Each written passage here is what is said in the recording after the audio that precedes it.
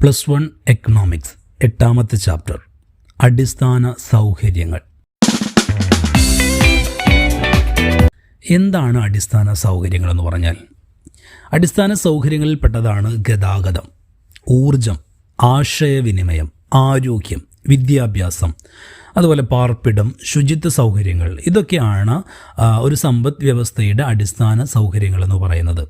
Okay, അടിസ്ഥാന സൗകര്യങ്ങളെ രണ്ടായിട്ട് തിരിക്കാം. ഒന്ന് സാമ്പത്തികം, മറ്റൊന്ന് സാമൂഹികം. അപ്പോൾ സാമ്പത്തിക അടിസ്ഥാന സൗകര്യത്തിൽ വരുന്നതാണ് ഊർജം, ഗതാഗതം, വാർത്താവിനിമയം എക്സെട്ര തുടങ്ങിയിട്ടുള്ള കാര്യങ്ങളൊക്കെ ഇതിൽ പെടുന്നതാണ് സാമ്പത്തിക അടിസ്ഥാന സൗകര്യങ്ങളിൽ പെടുന്നതാണ്. ഇനി സാമൂഹിക സൗകര്യങ്ങൾ അടിസ്ഥാന സൗകര്യങ്ങളിൽ പെട്ടതാണ് വിദ്യാഭ്യാസം, അതുപോലെ ആരോഗ്യം, പാർപ്പിടം. ഇതൊക്കെയാണ് സാമൂഹിക അടിസ്ഥാന സൗകര്യങ്ങളിൽ പെടുന്നത്. ഓക്കെ, ഇനി പറയുന്നത് അടിസ്ഥാന സൗകര്യങ്ങളുടെ പ്രാധാന്യം. എന്താണ് അടിസ്ഥാന സൗകര്യങ്ങൾ കൊണ്ടുള്ള ഗുണം അല്ലെങ്കിൽ പ്രാധാന്യം എന്താണ് പറയുന്നത്? ജീവിത നിലവാരം ഉയർത്തുന്നുണ്ട് അടിസ്ഥാന സൗകര്യങ്ങൾ കൊണ്ട്, തീർച്ചയായിട്ടും.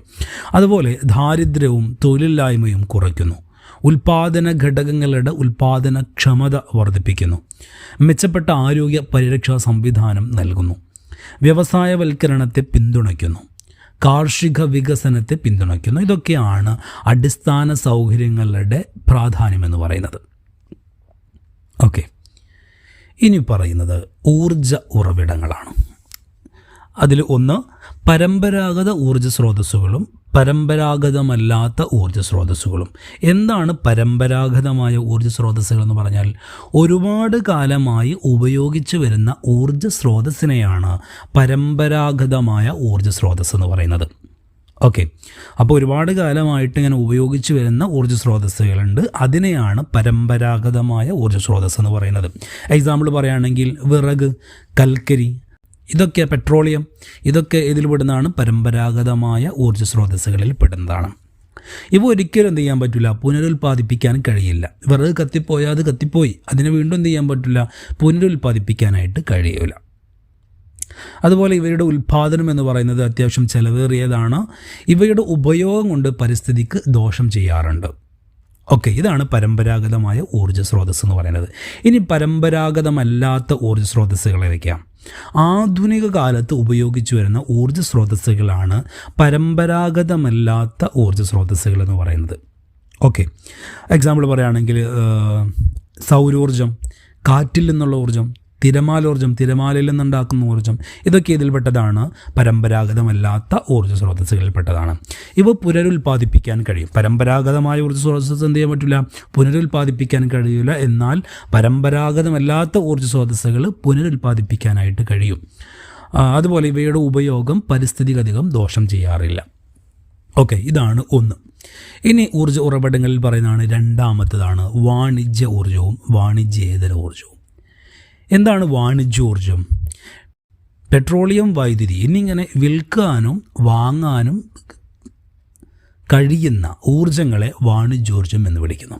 അപ്പോൾ വിൽക്കാനും വാങ്ങാനൊക്കെ കഴിയുന്ന ഊർജ്ജത്തെയാണ് വാണിജ്യോർജ്ജം എന്ന് പറയുന്നത്.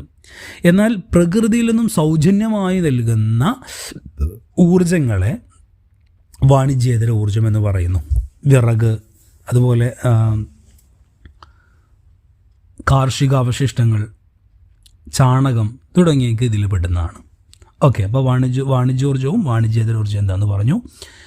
ഇനി മൂന്നാമത്തതാണ് പുനരുൽപ്പാദിപ്പിക്കുവാൻ കഴിയുന്നതും പുനരുൽപ്പാദിപ്പിക്കുവാൻ കഴിയാത്തതുമായ ഊർജ്ജ സ്രോതസ്സുകൾ. നിരന്തരമായി ഉപയോഗിച്ചാലും പ്രകൃതിയിൽ തീർന്നു പോകാത്ത ഊർജ്ജ സ്രോതസ്സുകളാണ് പുനരുൽപ്പാദിപ്പിക്കുവാൻ കഴിയുന്ന ഊർജ്ജ സ്രോതസ്സ് എന്ന് പറയുന്നത്. എക്സാമ്പിൾ പറയാം, നമ്മൾ നേരത്തെ പറഞ്ഞ തന്നെയാണ് സൗരോർജ്ജം, അതുപോലെ കാറ്റിൽ നിന്നുണ്ടാക്കുന്ന ഊർജ്ജമൊക്കെ അതിൽ പെടുന്നതാണ്. അപ്പോൾ പരിസ്ഥിതി നമ്മൾ നേരത്തെ പറഞ്ഞിരുന്നു, ഇവ പരിസ്ഥിതി സൗഹാർദ്ദമായ ഊർജ്ജങ്ങളാണ്. അതായത് പരിസ്ഥിതിക്ക് അധിക പ്രശ്നങ്ങളൊന്നും പറ്റുന്നില്ല എന്നർത്ഥം. എന്നാൽ ഉപയോഗിച്ചാൽ തീർന്നു പോകുന്നവയാണ് പുനരുൽപ്പാദിപ്പിക്കാൻ കഴിയാത്ത ഊർജ്ജ രൂപങ്ങൾ എന്ന് പറയുന്നത്. കൽക്കരി, പെട്രോള്, ഇതൊക്കെ ഇതിൽ പെടുന്നതാണ്. ഓക്കെ, ഇനി നാലാമത്തതാണ് പ്രാഥമിക സ്രോതസ്സുകളും ദ്വിതീയ ഊർജ്ജ സ്രോതസ്സുകളും. എന്താണ് പ്രാഥമിക സ്രോതസ്സ് എന്ന് പറഞ്ഞാൽ? ഒറിജിനലായ, അതായത് മൗലികമായ ഊർജ്ജ സ്രോതസ്സുകളാണ് പ്രാഥമിക ഊർജ്ജ സ്രോതസ്സ് എന്ന് പറയുന്നത്. ഒറിജിനലായ ഊർജ്ജ സ്രോതസ്സ് എക്സാമ്പിൾ പറയുകയാണെങ്കിൽ സൂര്യൻ, ജലം, പെട്രോളിയം, ഇതൊക്കെ എക്സാമ്പിളായിട്ട് നമുക്ക് പറയുകയാണ്. അപ്പോൾ ഇതിനെയാണ് പ്രാഥമിക സ്രോതസ്സ് എന്ന് പറയുന്നത്.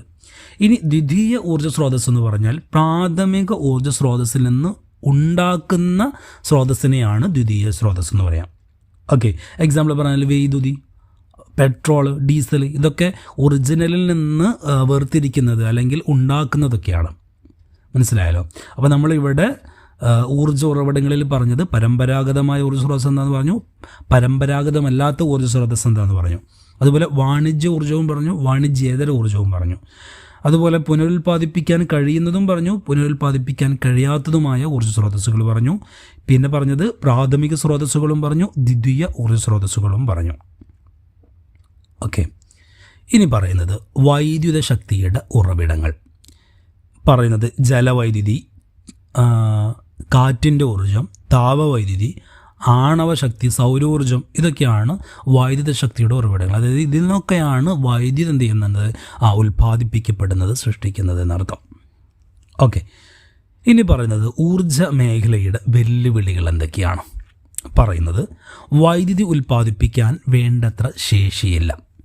അതുപോലെ വൈദ്യുതോർജ്ജത്തിൻ്റെ പ്രസരണ വിതരണ നഷ്ടം, സംസ്ഥാന വൈദ്യുതി ബോർഡുകളുടെ സാമ്പത്തിക നഷ്ടം, ഉയർന്ന പവർ താരിഫിൻ്റെയും വൈദ്യുതി വെട്ടിക്കുറവിൻ്റെയും പ്രശ്നങ്ങൾ, അസംസ്കൃത വസ്തുക്കളുടെ കുറവ്, ഊർജ്ജ മേഖലയിൽ സർക്കാർ നിക്ഷേപത്തിൻ്റെ അഭാവം, സ്വകാര്യവൽക്കരണത്തിൻ്റെ പ്രശ്നങ്ങൾ, ഇതൊക്കെയാണ്, ഈ പ്രശ്നങ്ങളും കാര്യങ്ങളൊക്കെയാണ് ഊർജ്ജ മേഖലയുടെ വെല്ലുവിളികളെന്ന് പറയുന്നത്. ഇനി പറയുന്നത് ഊർജ്ജ മേഖലയിലെ പ്രശ്നങ്ങൾ പരിഹരിക്കുന്നതിനുള്ള നടപടികൾ എന്തൊക്കെയാണ്. പറയുന്നത് പുനരുപയോഗിക്കാവുന്ന ഊർജ്ജ സ്രോതസ്സുകളുടെ ഉപയോഗം പ്രോത്സാഹിപ്പിക്കുക. മറ്റൊന്ന് അസംസ്കൃത വസ്തുക്കളുടെ പുതിയ ഉറവിടങ്ങൾ കണ്ടെത്തുക. മറ്റൊന്ന് ഊർജ്ജ സംരക്ഷണ ഉപകരണങ്ങൾ ഉപയോഗിക്കുക. സർക്കാർ നിക്ഷേപം വർദ്ധിപ്പിക്കുക. ഇതൊക്കെയാണ് ഊർജ്ജ മേഖലയിലെ പ്രശ്നങ്ങൾ പരിഹരിക്കുന്നതിനുള്ള ചില നടപടികൾ എന്ന് പറയുന്നത്. ഇനി അടുത്തൊരു ടോപ്പിക്കാണ് ആരോഗ്യം. എന്താണ് ആരോഗ്യം എന്ന് പറഞ്ഞാൽ? ആരോഗ്യം എന്നാൽ രോഗങ്ങളില്ലാത്ത അവസ്ഥ മാത്രമല്ല, ഒരാളുടെ ശേഷി തിരിച്ചറിയാനുള്ള കഴിവ് കൂടിയാണ് ആരോഗ്യം എന്ന് പറയുന്നത്. അപ്പോൾ ആരോഗ്യം എന്ന് പറഞ്ഞാൽ രോഗമില്ലാത്ത അവസ്ഥ മാത്രം എന്നുള്ളതല്ല, അതിന് പുറമെ ഒരാളുടെ ശേഷി തിരിച്ചറിയാനുള്ള കഴിവ് കൂടിയാണ് ആരോഗ്യം എന്ന് പറയുന്നത്. നല്ല ആരോഗ്യത്തിൻ്റെ സൂചകങ്ങൾ അല്ലെങ്കിൽ ലക്ഷണങ്ങൾ എന്തൊക്കെയാണ്? പറയുന്നത് കുറഞ്ഞ മരണനിരക്കായിരിക്കും, കുറഞ്ഞ ശിശുമരണ നിരക്ക്, ഉയർന്ന ആയുർദൈർഘ്യം, ഉയർന്ന പോഷകാഹാരം, നല്ല ശുചിത്വ സൗകര്യങ്ങൾ, നല്ല ആരോഗ്യ പരിരക്ഷ സംവിധാനം, ഇതൊക്കെയാണ് നല്ല ആരോഗ്യത്തിൻ്റെ ലക്ഷണങ്ങൾ എന്ന് പറയുന്നത്. ഇനി പറയുന്നത് ഇന്ത്യൻ ആരോഗ്യ സുരക്ഷാ സംവിധാനത്തിൻ്റെ സവിശേഷതകളാണ് പറയുന്നത്.